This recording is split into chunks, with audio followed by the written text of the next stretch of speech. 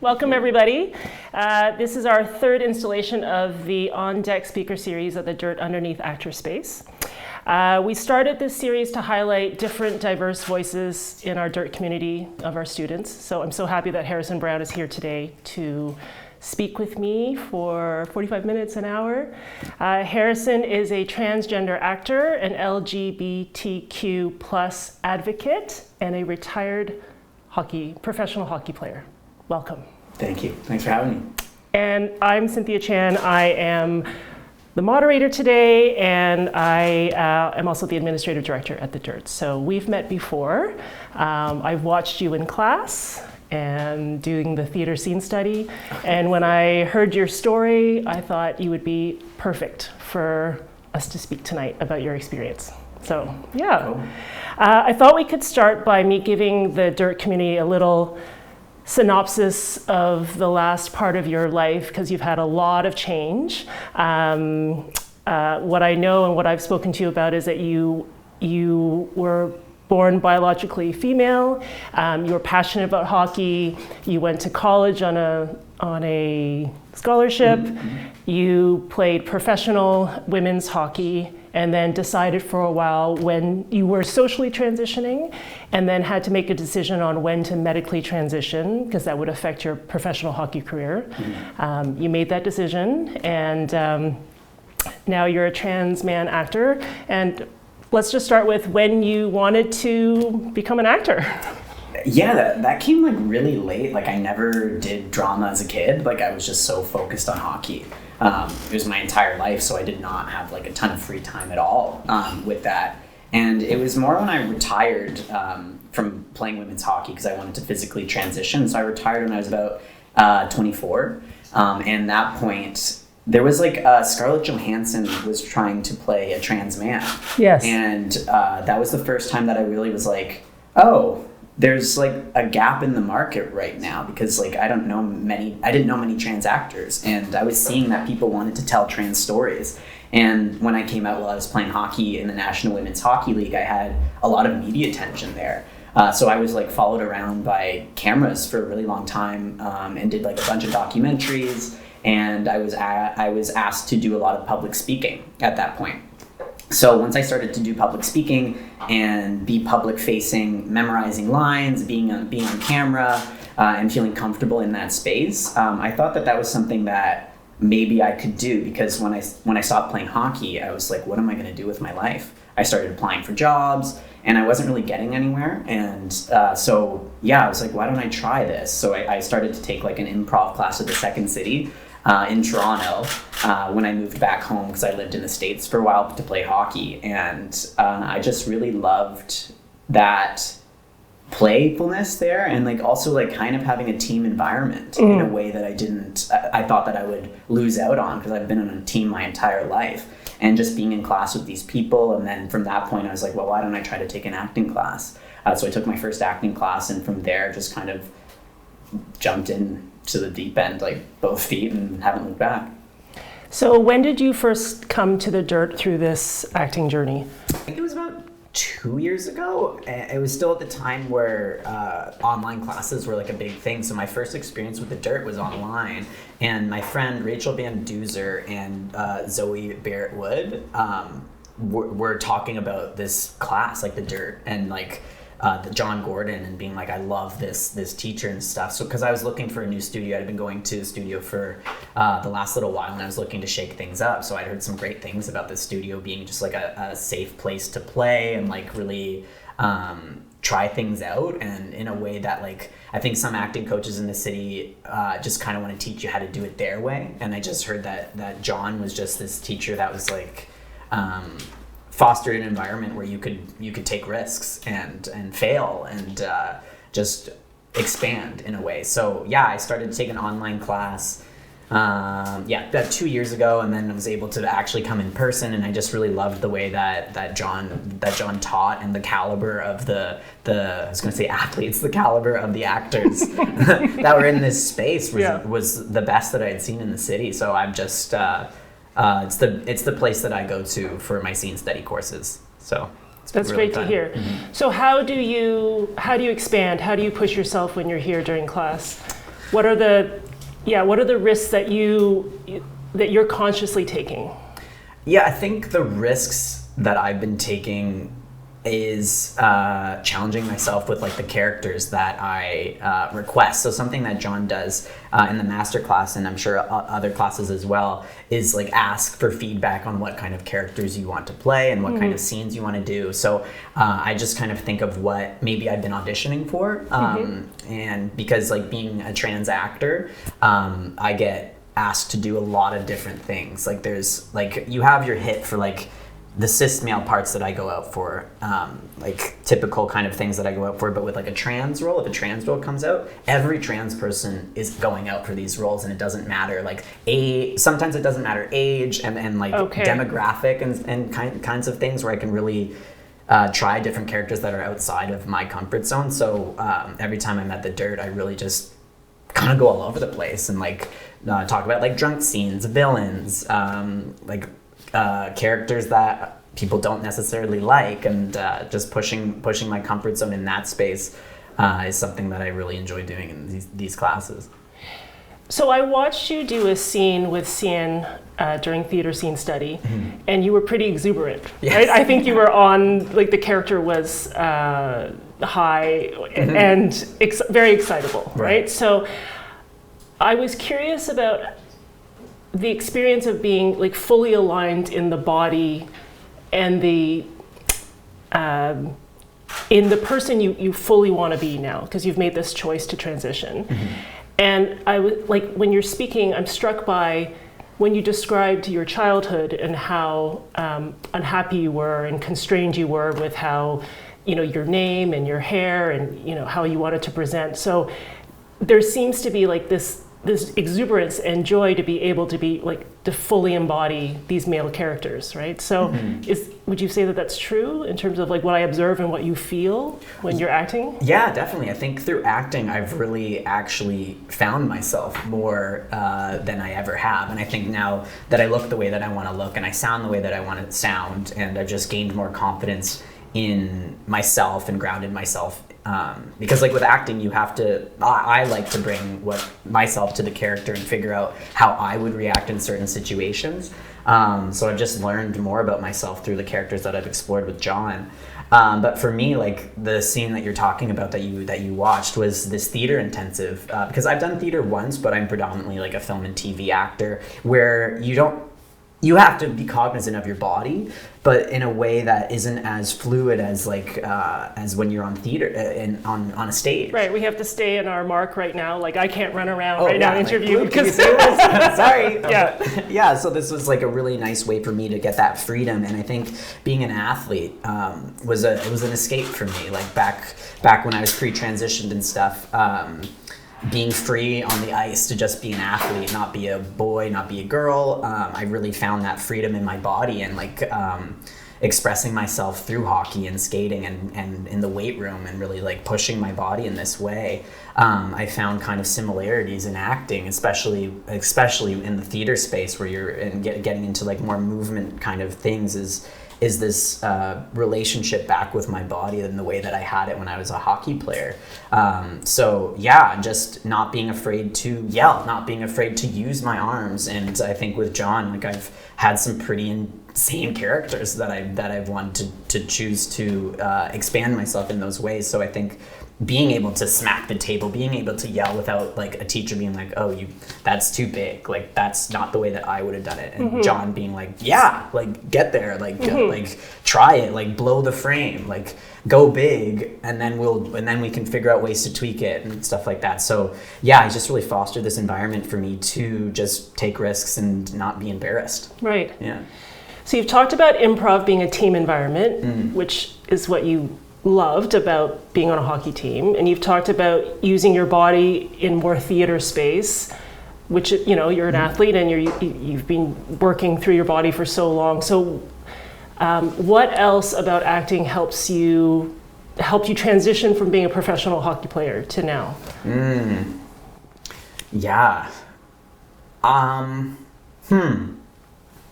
I think it's just kind of what I talked about, is getting that deeper understanding of myself. Like when I first started, I was always in really a single sex environment. In the past, like I went to an all girls school. I was part of like an all female hockey team where I really was only surrounded by my teammates for a really long time, because we were on the ice like 7 times a week. So I didn't really have a live and breathe hockey. Live and breathe it, yeah. And I was really only around women for a really long time. And I found like once I went into new acting spaces, and then I was put into male roles, and I was playing a man, a cis man, and I felt this imposter syndrome at the beginning of it, and not really accepting myself as a man, being like, can I actually pull this off? And I think acting really like, and being surrounded by cis men for the first time, and being teammates with cis men in a way, like through the classes, through it, whether it was improv or acting, or if I was on set. Like the first movie that I did, I was playing a gay man, and I was having to be intimate with another man, and it was something that I really enjoyed, just getting to know myself as a man with a man. And so yeah, I think it's just opened up masculinity for me in a way, because like I find in acting, if you go for like the stereotypes, like whether it's like a mean girl or like a preppy guy or like a police officer, if you play those stereotypes, like it just rings false. And if you like bring yourself to it in a way, and like you define it in your own way, instead of being like, oh well, this is like a big strong tough guy, I have to play this really masculine. But if you can bring yourself to it in a way, it's still masculine. And I just found redefining what femininity and masculinity meant for me through acting really helped me accept myself and really just embrace me for every part that I have. I think you just touched on something super key, particularly for this younger generation that's like, my son's 15, right? So brought up with this idea of gender being fluid, and being, if you're a guy who plays basketball, then you can also have sensitive and feminine qualities, like that it's a range and a spectrum. Absolutely. So I'm so interested in what you said about having imposter syndrome at the beginning of being cast as a cis man. May I ask you about that? Yeah. I think for me, like, so I started acting like a year before the pandemic happened. So it was like only a year that I was able to actually go into rooms and audition and see the people that I was actually auditioning against for these roles. And I'm 5 foot. My agent likes to say that I'm 5'5", but technically I'm 5'4". But I say it on my slates. And so I'm a small guy, and I couldn't grow facial hair at that time. And I was in this waiting room for these cis parts, especially when I would be put in a hockey part too. I found a lot of like, I was like, oh, I can't pull off being a hockey guy. Like they're like these 6 feet tall guys with these beards and stuff like that. And I was just like, I can't bring myself to that. And so I was like going in with these stereotypical things, because I was like, oh, that's the way to be a man. Right. Even though you could play, like, skate rings around them. Yeah. I was like, oh, I can't pull off being a hockey player when I was a professional hockey player. So it was just didn't make any sense. Wow. But it just, yeah, it was a slow journey of self-acceptance. But I think honestly, the pandemic was really good for me, because taking online classes, nobody saw my height, right? So I was in these Zoom classes where I was just here, and I could present in a way that, like, I felt like my height was a giveaway, but now I've accepted my height as... Right, so the forced online classes helped you catch up your confidence to, like, your transition. Yes. It sounds like. Oh, that's so interesting. Yeah, it, like, really helped me. And, like, so my height wasn't something that had to be in the back of my mind. Okay. And, yeah, and I was able to, like, and then in the world of, like, self-tapes and in the world of Zoom auditions, I didn't have to see anybody I was competing against in the waiting rooms. So I was just really focused on myself and what I could bring to the character, instead of, like, looking beside me and being like, oh, that guy has such a great beard. Oh, man, he's gonna get it. He's so much hotter and so much taller. So I didn't have that. Okay. So it was totally taken away from me, and I think it really helped me build that confidence. And then once things started becoming in person and things like that, like, it wasn't automatic where I was like, oh, I'm definitely confident in myself now that I've had, like, the online experience. It took me a little bit, but now I'm in a space where I'm like, I have a lot to bring to roles, and my height and I can't grow a beard has nothing to do with if I'm going to get cast or not. Okay, I do want to talk about hair, and you knew that I'm dying to talk about hair, but I don't want to forget to ask first, like, how did you psych yourself up as a hockey player? Like, and do you do the same things now pre-audition before, like, you go play another team? It's a playoff, you know, like best of 3, you know, like, what did you do? And do you do the same things now? Yeah, I've kind of actually brought more of my hockey approach to my acting. In the recent, like within the last like couple years, I've just started to get this confidence of like, not necessarily really making sure I learn. I make sure that I know my lines and stuff, but I'm not as militant with it anymore. And I'm not like, oh, I have to be serious because acting is this serious thing. And I was just thinking back to like my hockey career and like I was able to get into like these flow states, and I wanted to get into that mentality. Like the best hockey games that I had were ones where I was not thinking. I was just reading the play. You're in the moment. Yeah. You have like if you're thinking about, okay, I have to like look up and then I have to like make this pass, you're gonna get smoked. Like you're gonna get hit and you're gonna be in your head. And I just found myself with acting being like, how can I get to that flow state? And the flow state was me having fun and me just keeping it loose and listening to like pump up music, whether that's like rock or like EDM or things like that. Like I think with like John, I've been able to put in some headphones before like a conflict scene and and doing push-ups and doing things to kind of get my heart rate going and get my body activated. Because then your body goes, yeah, I know this state. Yes. This is how I prepare. Yeah, and at the beginning I thought that acting was this big cerebral kind of process, which it can be for like other Daniel people. Day-Lewis. Exactly, yeah, where you have to be totally absorbed, you have to believe everything. Right. And like if I didn't, I was like, oh, I'm doing this wrong. Right. But acting, it's just figuring out how you can get your body to be in a state, like that's how I approach it now. So I approached it more of like, how can I get my body to feel this way? And that was hockey, like just pump up music and then like keeping it light with my friends. We would play like keep up soccer before and just have fun, just laugh. Right. And I found myself taking that kind of approach when I'm on sets too. It's just like having fun with my castmates, feeling comfortable with them, trusting them. Right. In a way that's just more than just me like doing my homework on a thing, because it's a collaborative experience. And I think that I'm having this team mentality now of just like, how can I connect with who I'm with, and how can I trust my body and just get it to just react. And I think I've been doing Meisner as well, so just kind of taking and passing on to whoever's there. Receive. Yes. So that's been. So it sounds you're very kinesthetic in how you are in the world. Yes. Like not just visual, not just auditory. Very kinesthetic. Yeah, I'd say that. Okay. Let's talk about hair now. Okay. I want to ask about hair because I watched the TSN video, The Sprint? Shift. The Shift, yes. Okay, on your website. And I learned so much about you. And when you were talking about, being a teenager and being unhappy in the body that you were born in, and also you've mentioned this during speeches that they gave little clips about, like just wanting to be able to wear your hair the way you want to. Like that seems really important, right? And you're talking about growing facial hair now. Like, so can you talk about that and maybe how that relates to how you find character now when you're acting? Oh, yeah. Hair is such an important thing for me.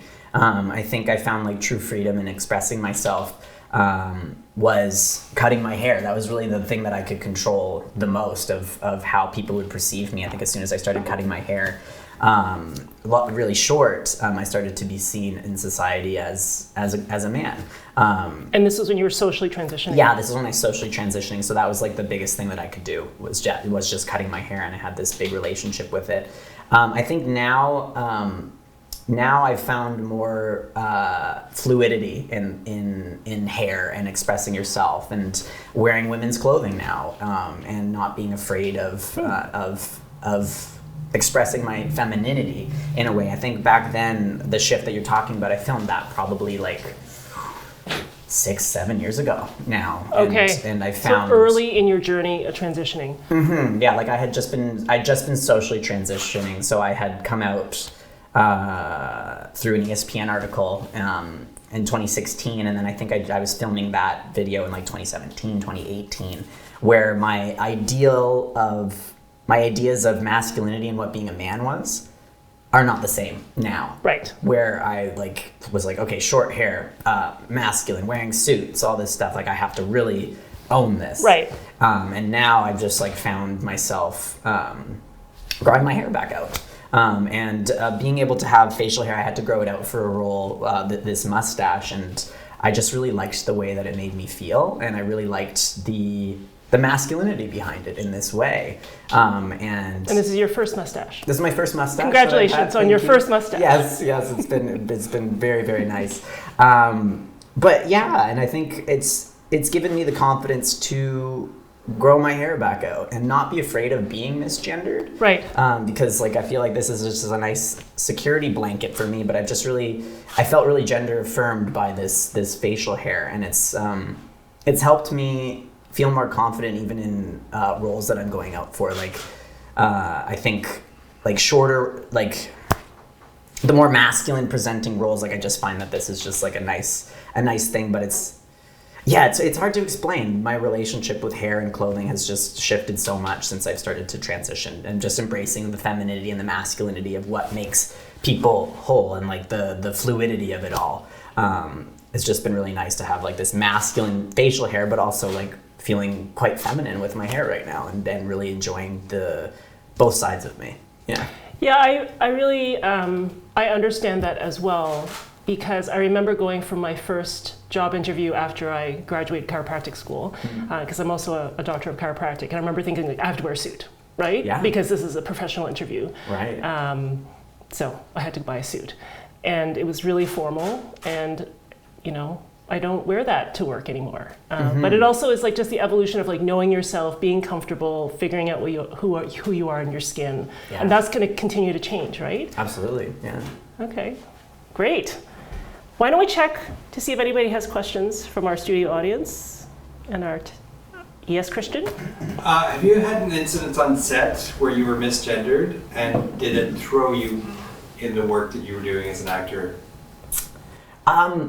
No, I've never been misgendered on set. I started acting when I was about a year or two on testosterone, so my voice had dropped, and my appearance was more masculine. So I never was misgendered. I got my age was something that was questioned a lot. Like I think when I first started T, I was seen as a man, but I was seen as like a 17-year-old boy when I was like 26. Like the first role I got, I was 16. Oh wow! And I played a 16-year-old. You played 16, okay. Yeah, I played a 16-year-old, but I was 26. And so yeah, once people found out my age, they were kind of confused. So I found that was really the only time where I was kind of misread, and there was.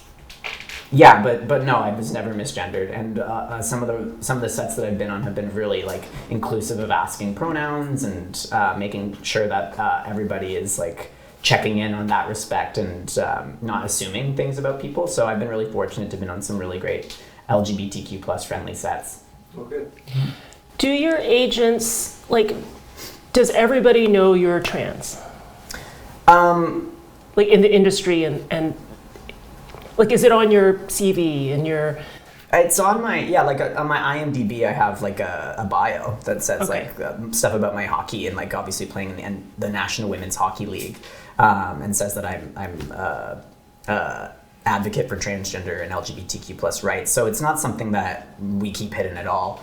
And I think that like casting directors are aware that I'm trans, but that doesn't pigeonhole me to just trans roles. I'm still seen, but the majority of the stuff that I go out for are cisgender roles. But yeah, so I think it's knowledge that's privy to everybody. Yeah. Okay. Mm-hmm. Christian, as a part B, I asked Harrison earlier if he often gets misgendered, like not acting, but and he had an interesting answer. Yeah, do you want me to say that? Yeah. Yeah, so I hadn't been misgendered for like 4 years. And then I went to Paris, and for some reason I was like mademoiselle constantly. I was like, what the heck? And I had like a mullet at the time. I had an earring that I had just like got my ear pierced, and I was pushing the boundary with like the clothing that I was wearing, and I was and the way that I was presenting and doing different things that weren't just stereotypically male. Yeah. Because I was just feeling more confident in myself and that femininity, masculinity that I keep talking about. But it really messed me up. And like when I would say, like, I would be afraid to talk to people because I didn't want them to misgender me in Paris. And as soon as I would talk and open my mouth, they'd be like, "Oh, sorry, sir," or whatever they would say, "Monsieur."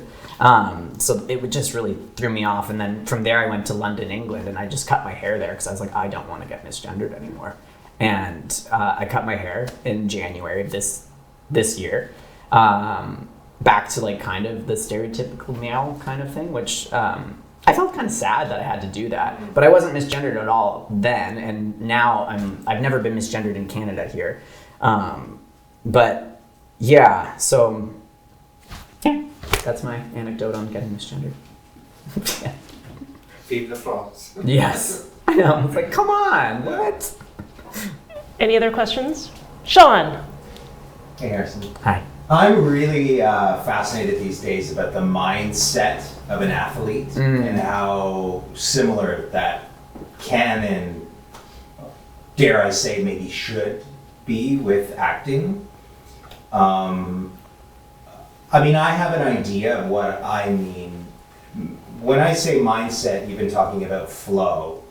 And I guess I'm just interested in what you might have to say about that, the mindset of an athlete having performed at such a high level and accomplishing so much as an actor so quickly, and what that means to you.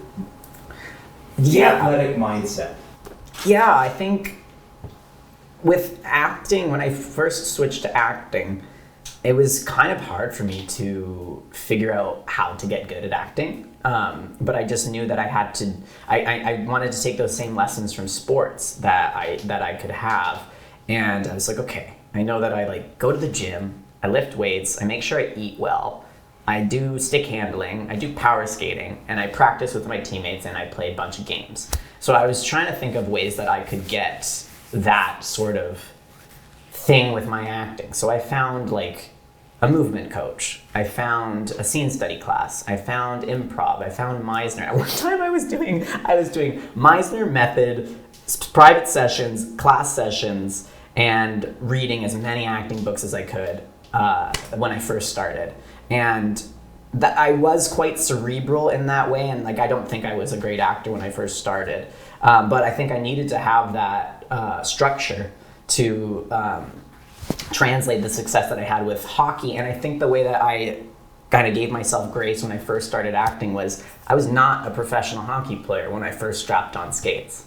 And I just kind of took that mentality of if I held myself to the same standards that I had when I played professionally when I started at like Pee-wee, it would cripple me. The anxiety would cripple me, and I would just be so hard on myself to be like, why can't you take a slap shot at like full range, at full skating, and like all this stuff. But I just gave myself the grace of I'm learning something new. I bet, but it was really humbling, and it was really tough to go from a professional to something, and then to go back to a beginner in a way. Yeah. So I was watching people like Timothée Chalamet and like all these, and being like, why can't I do that? It's like, well, if I was starting out in Pee-wee, why would I think that I would be as good as Austin Matthews? It's just not. It's not realistic. So it's been really nice to give myself that grace and to see people. I think the thing that is different from being an athlete to an actor is you're competitive with your teammates, right? You're competitive and you want to be the best. But I found with acting, it's more you want to be the best version of yourself. So you're competitive with yourself in a way to make yourself the most holistic person that you can be. So I think that's been the different mindset, and I'm not as concrete in the types of things that I'm doing. Like I was doing those concrete classes, but now it's more, okay, what can I do today? Like maybe I'll look at some art, maybe I'll listen to some different music, and like it's just not as like and it's just more fluid and learning more about myself as a person and society as a whole in this way that I've really, really enjoyed, just like reading more books and just being more artistic in those ways that athletic, you just don't do it the same way. So, yeah. One day you'll be better than Timothée Chalamet. Oh, yes, absolutely. If I keep going to the dirt. That's right. How's that for a tagline? Any other questions from the audience? I have a few more before we wrap up. Well, I was wondering, like, you've taken a lot of different types of classes with different types of students and groups of students, and I was wondering if you want to do a little comparative, like how has that aspect been at the dirt, or how different has the dirt been? Yeah, I think the thing about the dirt that I really love is this sense of play, and I think I came into the dirt at the masterclass. So I've only done the highest level at the dirt. So I've just been surrounded by amazing actors that have a lot of experience under their belts and a lot of credits.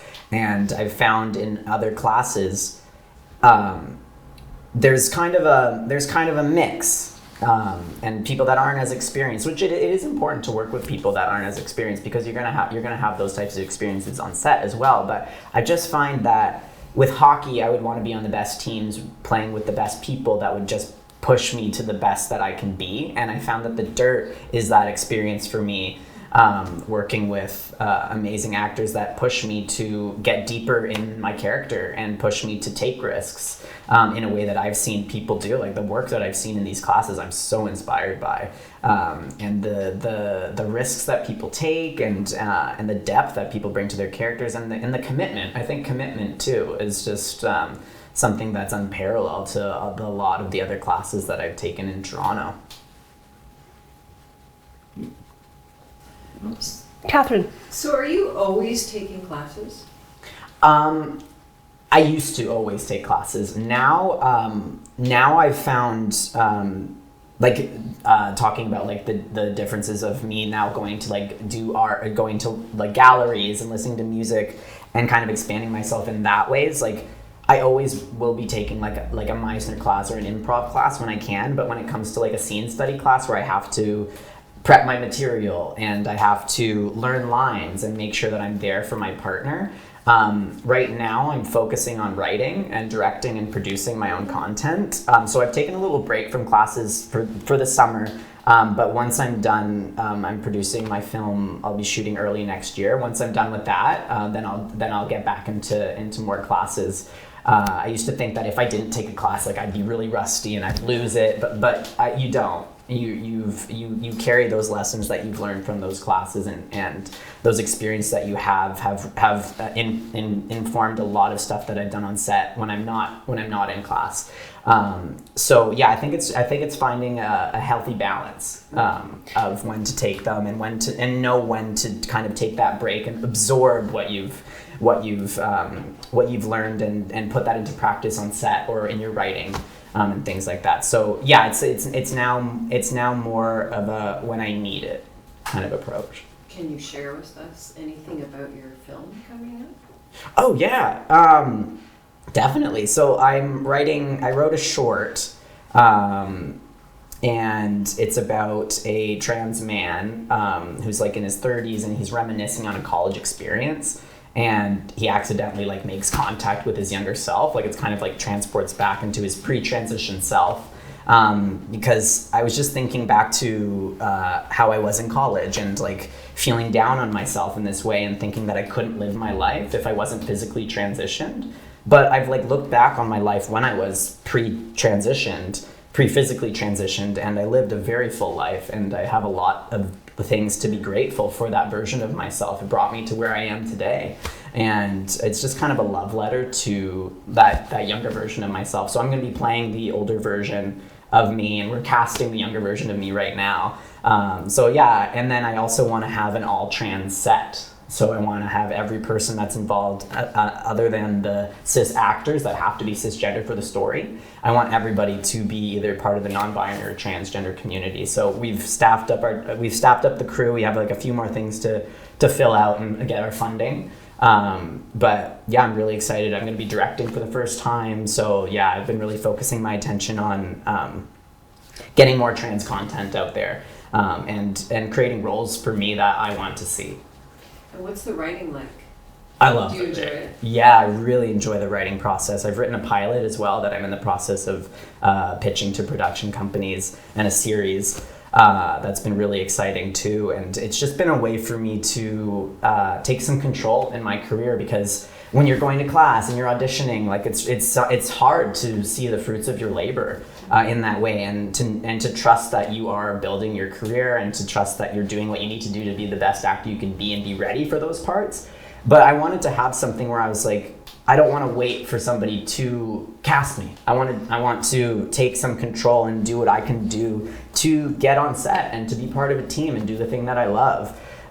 So it's been really great, and I've had like a lot of collaborative experiences with my friends, having table reads and hearing feedback from them. It's just been, yeah, it's been really great. And I think like working with the caliber of scripts that I work at with The Dirt, and because John gives us like really great stuff from either TV or movies where I can read the scripts and get that character. So I really learned about structure and how to write by these classes, and breaking down these scenes, breaking down these entire scripts in a way that helped me be like, oh, I understand this, and I think I can do this. So it was just being exposed to this great material through The Dirt has really inspired me to write my own stuff. And it sounds like you're putting your athlete's discipline to work, right? With being able to write and be so prolific and accountable. Yeah, because that was something that I could be like, oh, I can devote a couple hours to this. Like, this is something that, something that I can add to my arsenal, and something that I know is helping me. It's also helped me when I'm looking at characters, because now I've written characters and I'm understanding the motivation behind these characters. It's helped me with my scene study and breaking down scripts to know why is that person saying something, because it's so specific. I'm not just writing dialogue just to write dialogue. There's a reason why I've written this. So it's really pushed me to really break down like my auditions and my scene study classes, and to be like, why has this been written? So it's been really great. Christian? Was there a moment on set that happened that made you realize that you want to continue doing this for the rest of your life, even though it's a deluge of disappointment?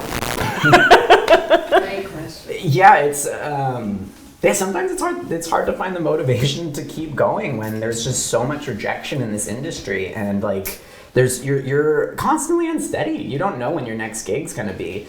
Honestly, I think it's just having fun on set. Yeah, there's a pride when you kind of think that you've done what you need to do with the scene, or the director is congratulating you in a certain way.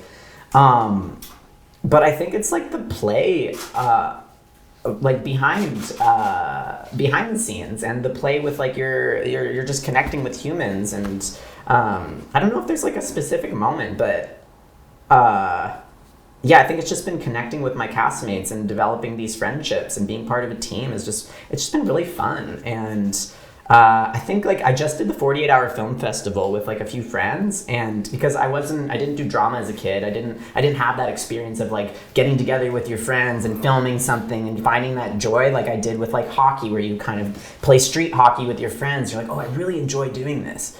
And this was the first experience that I had in like a low stakes environment, but I was working with some fantastic actors, and just creating something with my friends in this way. I was like, oh, that's what makes people fall in love with doing this. It's not the validation of booking something and being on TV. It's just this joy of play, and just being able to pretend. And I had so much fun.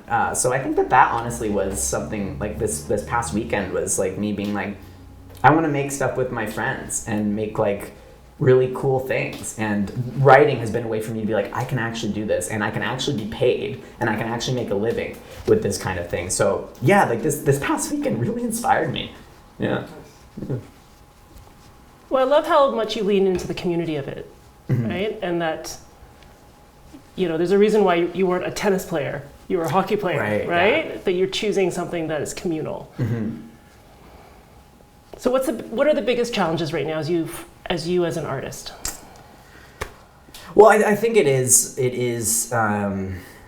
trusting yourself and trusting that you are enough. I think that is something that's tough, and like the confidence that you have, like even in hockey, like you're gonna have bad games, you're gonna have times where you're cut from teams, but you're also gonna have moments where you've played the best game of your life and you win a championship and stuff like that. So it is just riding the ups and downs, and I think everybody has it, whether they're in acting, whether they're having another type of career that's not in the artist space or anything like that.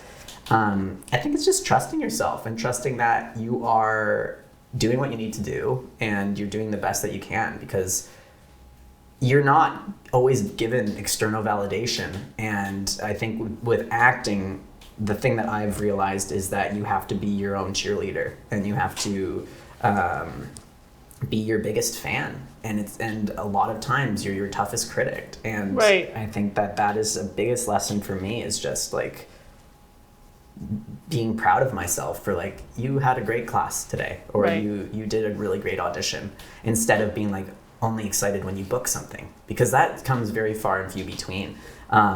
So just finding ways that you can be happy with your art, and feeling like you're a whole person without that external validation. So the internal validation has been something it's not always easy, but for me that's been the thing that's kind of kept me going with it. Thank you. Is there anything else you really want the Dirt community to know? Oh, that's a big one. I think for me the biggest thing with the Dirt is like finding friendships outside of that space, and finding that community. Is that people want to hang out with you, and you don't always have to just like hang out in class. Like, don't be afraid to reach out on somebody through Instagram and be like, hey, do you want to like grab a coffee and like just connect, because you never know who you're going to work with next. And like, find ways to be creative outside of class. Like for me, the actors that I've found at the Dirt, I've collaborated with, like self-tapes with and stuff like that. But it's also really fun to make your own stuff. And like with the 48-hour film festival, just like if you have a camera and you have like a great actor, which you have in this space, like these actors are some of the best in Toronto and are really, really well trained. And it would be really great to see some content come out of that. And there's some great content coming out of the Dirt. But yeah, I think it would just be like building those friendships outside of class. I really advocate for that. And it's hard to put yourself out there. It's hard to ask people to like, hang out in a way. But it's been a lot of fun, and I've really developed a lot of friendships through this space, and collaborators that I feel like I'm gonna have lifetime collaborations with. So yeah, I think that would be it. Just like, I think that's a great message, right? Because that's one of the reasons why we're doing this, because we want to highlight community. I mean, my big takeaways from listening to you today are, have fun, lean into your team, believe in yourself. It's been great. Cool. Yeah, Thank you so much. Thank you. Thank you, audience. And that wraps it up.